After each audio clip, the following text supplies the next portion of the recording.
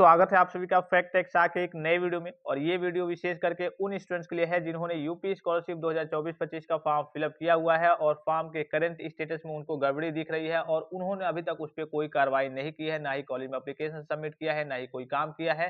तो फाइनली आपके लिए थोड़ी सी और खुशखबरी है। सबसे पहले यहाँ पर देखिए, बहुत सारे बच्चों के स्टेटस में अलग अलग तरीके की चीजें शो हो रही है। बहुत सारे बच्चों का स्टेटस जो है वो पेंडिंग था, फिर से पेंडिंग के बाद से उनके करंट स्टेटस में गलत तरीके की चीजें शो होने लगी। जैसे कि यहाँ पे आपको इंटरफेस पे दिख रहा होगा, application form forwarded bye institute, board roll number not validated by board data, other board data. ठीक है, इस तरीके की समस्या आ रही है और इनका स्टेटस पहले पेंडिंग पड़ा हुआ था। बहुत सारे बच्चों का अभी आप जाकर के फिलहाल में एक बार करंट स्टेटस अपना चेक जरूर करेंगे।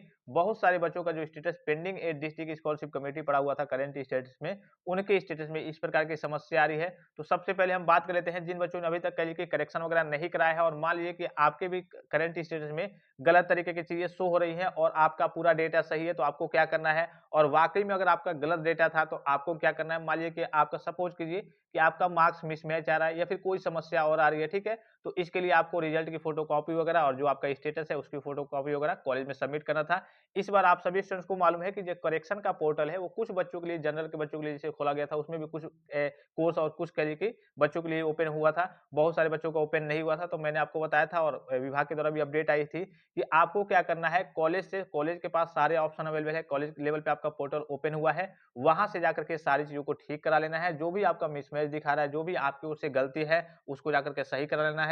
अगर आपकी ओर से कोई गलती नहीं है तो आपको क्या करना है, बस आपको नॉर्मल से एक एप्लीकेशन दे देना है, कॉलेज वाले वेरीफाई करके आपका फॉर्म फॉरवर्ड कर देंगे। एक यहाँ पे ये भी समस्या आ रही है कि सर सत्यापित नहीं किया गया है, तो ये आपका काम नहीं है। ये आपके सत्यापन का कार्य लगभग लगभग मार्च अप्रैल तक चलेगा, तो इसको लेकर के आपको घबराने की जरूरत नहीं है। ये आपका वेरीफाइड हो जाएगा। ये मेन है। अगर इसमें आपकी ओर से कोई गलती है तब तो आप करिए कि कॉलेज में ले जाकर के एप्लीकेशन देंगे, जो भी डॉक्यूमेंट्स वो मांगे उसको देंगे, वो सबमिट करा देंगे, तो सारी चीजें व्यवस्थित हो जाएंगी। अगर आपकी ओर से गलती नहीं है तब भी आपको नॉर्मल से एक एप्लीकेशन दे देना है। लेकिन अगर आपकी ओर से गलती नहीं है तो 99% चांसेस ये रहते हैं कि जब विभाग के द्वारा अपडेट किया जाएगा तो उसको ऑटोमेटिकली वेरीफाइड कर दिया जाएगा।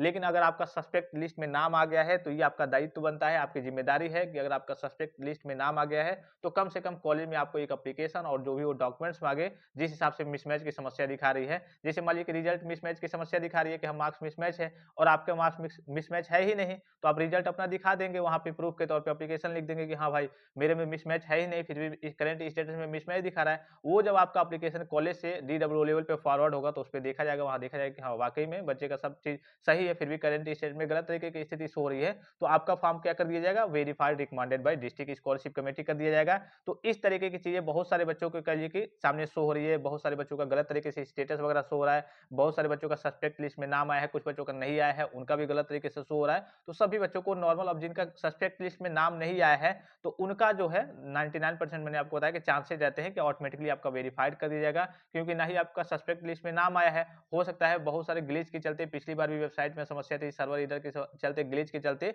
बहुत सारे बच्चों में जब स्टेटस रिलीज हुआ तो सभी बच्चों में automatically enrolment number, roll number, marks not match with university uploaded data की समस्या वगैरह आने लगी। लेकिन बाद में चलकर उनका फॉर्म वगैरह वेरीफाइड हो गया। अब चलिए हम ऑफिशियल नोटिफिकेशन की ओर एक बार चलते हैं। जैसा कि आपको इंटरफेस पे दिख रहा होगा, आपका करेक्शन कब से कब तक होने वाला था, 5 फरवरी 2025 से लेकर के 10 फरवरी 2025 तक। और आपके करेक्शन की डेट क्या हो गई है, समाप्त हो गई है। और जैसा कि आप सभी स्टूडेंट्स को मालूम है कि आपका जो करेक्शन हो रहा है वो आपके लेवल से, तो अभी इस बार की बात करें तो कुछ ही बच्चों को ओपन हुआ था, आपके लेवल से हो नहीं पा रहा है, आपका करेक्शन का पोर्टल ओपन हो नहीं रहा है। ये सारे ऑप्शन, सारी चीजें कॉलेज के पास ऑप्शन अवेलेबल है, तो वहां से जाकर के आप वेरीफाइड करा लेंगे। तो यहाँ देखिए, छात्रों द्वारा सही आवेदन को जमा करना एवं संस्था द्वारा पुनः अग्रसारित करना, यानी कि फॉरवर्ड करना। तो वहां से ये जो सारी चीजें हैं, ये जो आपको दिख रहा होगा 13 फरवरी 2025 तक, तो ये सारे काम अभी आपने कुछ नहीं किया है। मान लीजिए कि नॉर्मल से कोई त्रुटि है, आपने एप्लीकेशन वगैरह कॉलेज में सबमिट नहीं किया है, तो आप कोशिश करें कि जल्द से जल्द आज या फिर कल के डेट में सारी चीजों को जाकर के सबमिट कर दें, कि कॉलेज लेवल से आपका फॉर्म क्या कर देंगे, वो आपका जो भी